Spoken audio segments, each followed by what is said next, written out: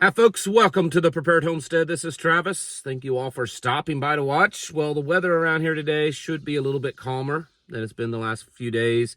Only slight chances of rain, so most likely we won't get that, but we'll see. It's actually a very calm, nice morning this morning. You know, we've had between the rain and the storms and the wind. It's been crazy. Yesterday afternoon, there wasn't even there was some storms, but it was mostly just, moderate rainstorms. There wasn't a tornado warning, watch, thunderstorm watch or warning, anything like that out. And then just east of here, all of a sudden a tornado just popped up out of nowhere. That's actually the second time in the last week here in the Ozarks that's happened, that there's not been any kind of storm warnings. Just the tornado just happened. So, I know we could say, well, it's because of manipulation, and probably is, or we could blame the weather forecasters or government or whatever. But in the end, we as individuals, as preppers, we should always be prepared. Now, of course, you can't predict necessarily, at least the average person, when a tornado is going to fall out of the sky. But the point is we need to always be ready. And that's more difficult than you think, but at least be ready with contingencies of if a tornado happens and the power gets knocked out, if a tornado or some kind of storm happens and there's damage or whatever.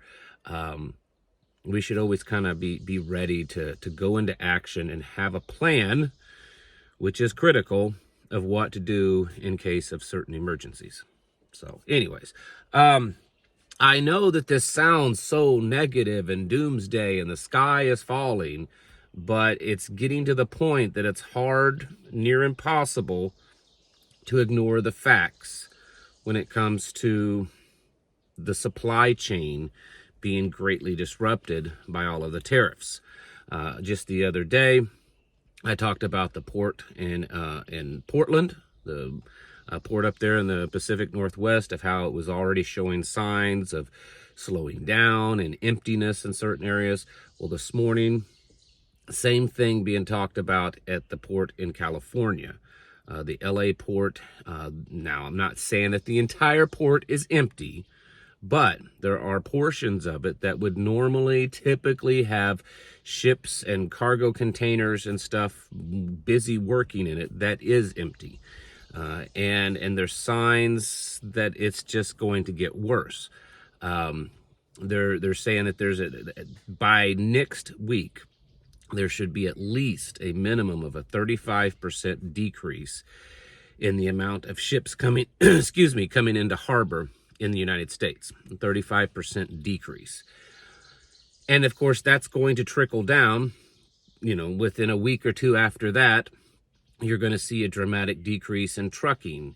And then after that, you're going to see a dramatic decrease in what's on the store shelves. And that's just next week. They're expected to get worse, 35% next week, maybe more the week after that. We're starting to see a dramatic decrease in the amount of goods coming into this country. And yes, of course, the big focus is on goods from China, but understand that these tariffs are on everything. And so it's affecting everything coming into this country. So it's either going to not be coming into this country, or it's coming in at a much higher price. And people online are already starting to report where they have ordered things, and it's not always just the cheap, junky stuff. It's just things that they buy for their business or whatever.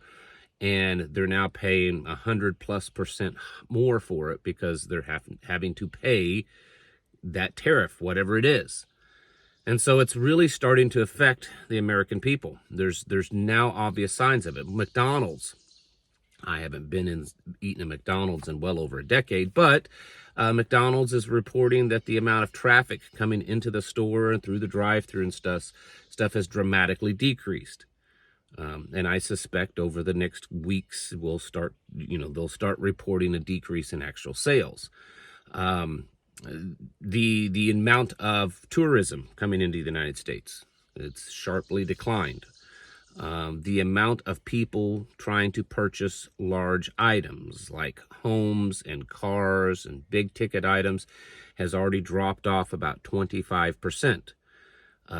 The amount of people having expensive weddings, the amount of money spent on weddings, things like that has sharply dropped off in the last couple of weeks. Now, I know that these aren't including everything, but these are just a few examples of stuff that people are already starting to retract when it comes to their money, whether it's because they don't have it now or because they can't afford it or because they're just being extra precautious. I don't know, probably a little of all of it.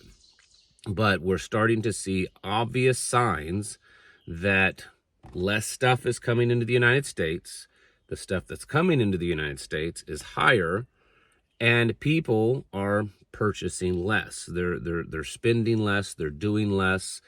And this, I mean, those are all the signs of a slowdown of the economy. You know, just what was it, yesterday or the day before, the first negative numbers in GDP growth in about 3 years since COVID. And even though they were small, it was still that's still a reversal. We're starting to see the effects of this. And I know that some of you are going to get on here and say that it's great. Some of you are going to get on here and say that it's awful, that it's dumb.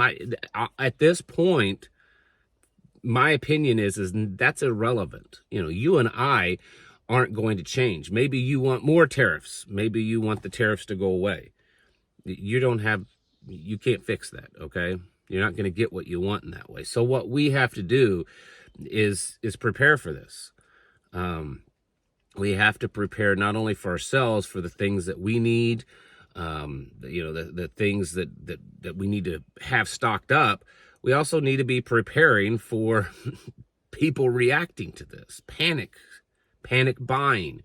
According to some studies out, by the middle of this month, somewhere between the 2nd and 4th week of May, somewhere in that time period, it will start becoming very obvious when you walk inside a store. You walk inside a store, it's going to become obvious. It's going to look probably similar to COVID, maybe even worse. Remember when you went in and there were just massive amounts of empty shelves, right? Or the price. Maybe the stuff's there, but the price is going to be dramatically increased. It will be about that time that people will start getting really nervous. They will start panicking. They're either going to start buying up a lot of stuff. They're going to start getting worried. There's always the risk of certain segments of the population kind of being pushed over the edge to where they just can't psychologically handle this kind of problem. Whatever it is, things are going to start changing. There's areas, medical supplies. About half of all medical supplies come from China alone. 60 to 70% of pharmaceuticals come from China alone. There's a lot of stuff that comes from China. And yesterday, or I believe it was yesterday, the president again stated that we've started communications with China on this. And in fact, China fired back and said, ain't no one talking to you. I don't know what you're talking about, but we're not talking to you. And I believe it was the Treasury Secretary confirmed, I think it was yesterday afternoon, that in fact the United States has been putting out calls to China, but China has not responded. They're sticking to their guns on this. And I know that a lot of you are saying, yeah, well, China's economy is really bad. It's going to hurt them too. Yeah, it is. It is going to hurt them. But remember, this is the same country that purposefully nearly destroyed their economy during COVID. Like, they nearly destroyed themselves. Maybe because they were really afraid, or maybe it was because they wanted to make the rest of the world believe that this was a super deadly disease so that they would kind of do the same, kind of that cut the nose off to spite the face kind of thing. But the point is that China is willing to go to great extreme lengths to kind of prove a point, it appears. And so these talks of, well, it's starting to hurt, China's economy is starting to be affected by it. I would guess, based on what we've seen in their actions in recent history, that China is willing to go way, way further on this, than the United States is. And because already Trump has been, and I know it's a diplomatic thing. I know it's trying to, the deal that he's trying to work out, the art of the deal. I get that. But in matters of global politics and global leadership and everything, it does look like that he's getting nervous. That China hasn't come to the table quickly like he thought they would. And so it's like he's almost, begging for them. I'm not saying he is, but in some areas of the world, that's what it's starting to look like. And China is over here like the big bad guy, tough guy, saying, until you bow down and do what we tell you to do, we're not listening, and we don't care how much damage it causes. I'm not saying that's the case. I'm saying that it's starting to look that way. And so what it tells me is that we're very likely going to be in this for a while.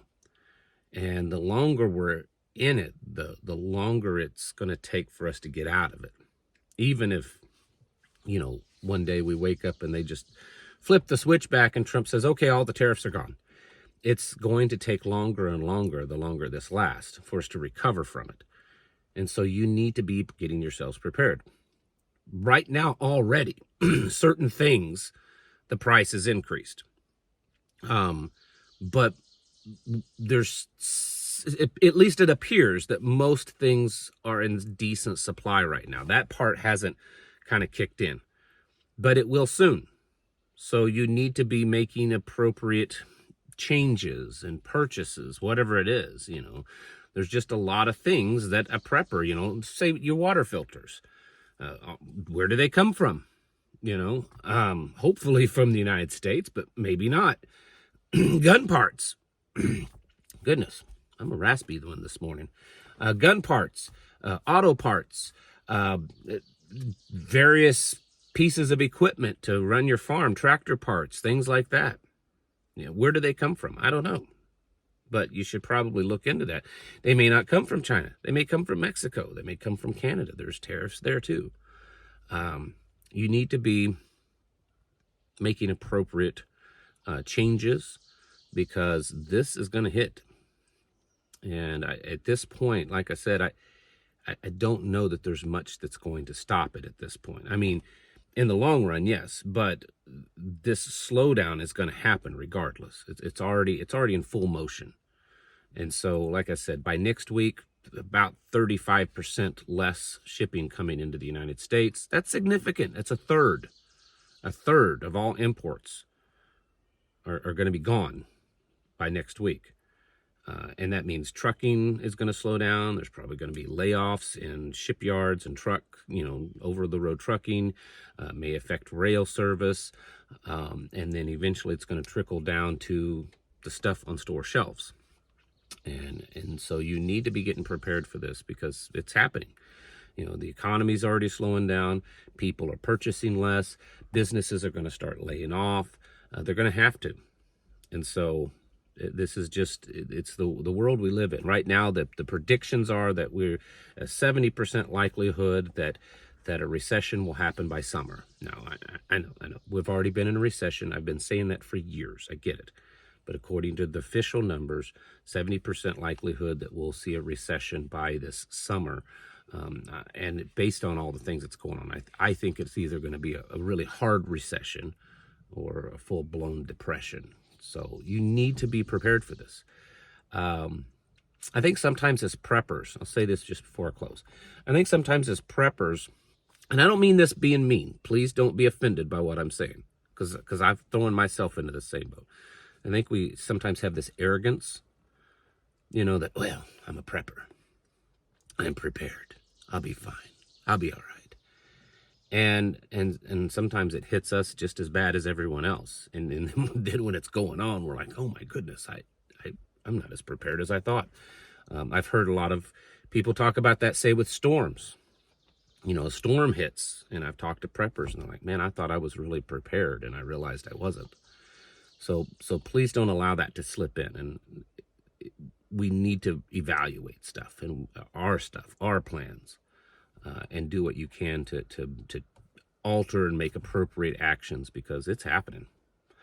And it could be much worse. It may not be too terrible, but I think the state of how just everything is, and then you also got to look at it this way. The left is going to do everything they can to make this much worse because they want Trump to look bad. And so, you know, they're going to be doing all their little things behind the scenes to probably exacerbate the whole situation. So just prepare yourselves, folks, because it's happening. Get your houses in order and prepare mentally, physically, and spiritually. Thanks for watching. Catch you in the next video.